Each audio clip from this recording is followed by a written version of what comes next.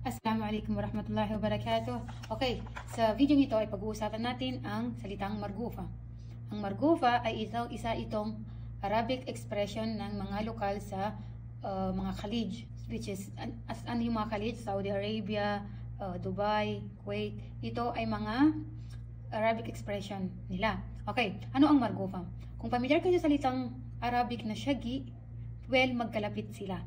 Okay, hindi naman ito masamang salita tulad ng mga nababasa natin sa comment section na ganito, ganyan, na dapat daw ganito yung i-response, sabihan siya ng hasbi Allah aleki. Well, hindi ko sinasuggest na sabihin nyo ang salitang yan ng hasbi Allah aleki sa inyong mga amo.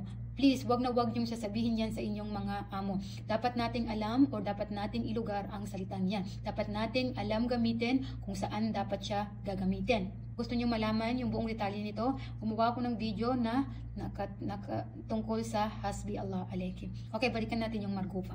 Okay, pag sinabihan ka ng margufa, ito ay depende sa senaryo.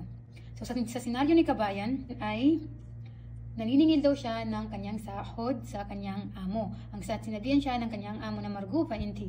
Okay, dito sa senaryong to, hindi ko sinabing masama yung sinabi ng kanyang amo kasi wala naman ako doon kung paano in-express ng kanyang amo yung salitang yon, pero hindi po ito masama. Hindi po masama kung titingnan ko lang sa senaryo, hindi siya masama. Bakit?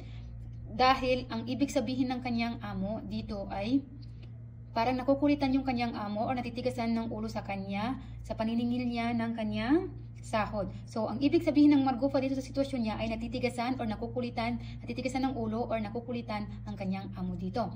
Okay, ganito yung scenario. So, magbibigay tayo ng ilang scenario. Okay, halimbawa, sa isang pagpupulong or sa isang tawag doon, nag-uusap tapos sumama ka sa usapang yon na hindi ka naman dapat kasama. So, sinabihan ka ng margufa, which is ang tigas ng or pakilamera ka talaga. Or hindi ko sinabing pakilamera ka. Ang sinasabi ko doon is ang tigas ng ulo mo. Dapat hindi ka sumasama sa mga bagay na hindi ka naman dapat nandun. So, ganun yung sinalo ng margufa. So, ang margufa ay wala siyang specific na translation sa ibang lingwahe. Ito ay Arabic expression ng mga Saudis. So, kapag sinabihan ka ng margufa, kung familiar kayo sa salitang syagi, ay ganun yung ibig niyang sabihin. Ang tigas ng ulo mo.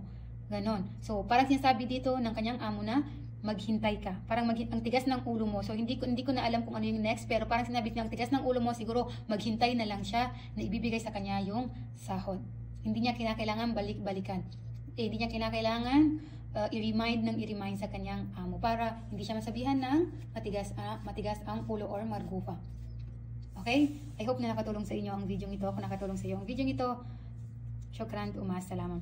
So, I hope kabayan na nasagot natin yung inquiries at wag mong masamahin yung sinabi ng iyong amo. Baka sinabi niyang pabiro sa iyo yon yung salitang margufa. Depende kasi yan siya kung paano in-express ng inyong amo, kung galit ba siya or kung pabiro niya sinabi sa iyo. So, hindi masama ang salitang margufa.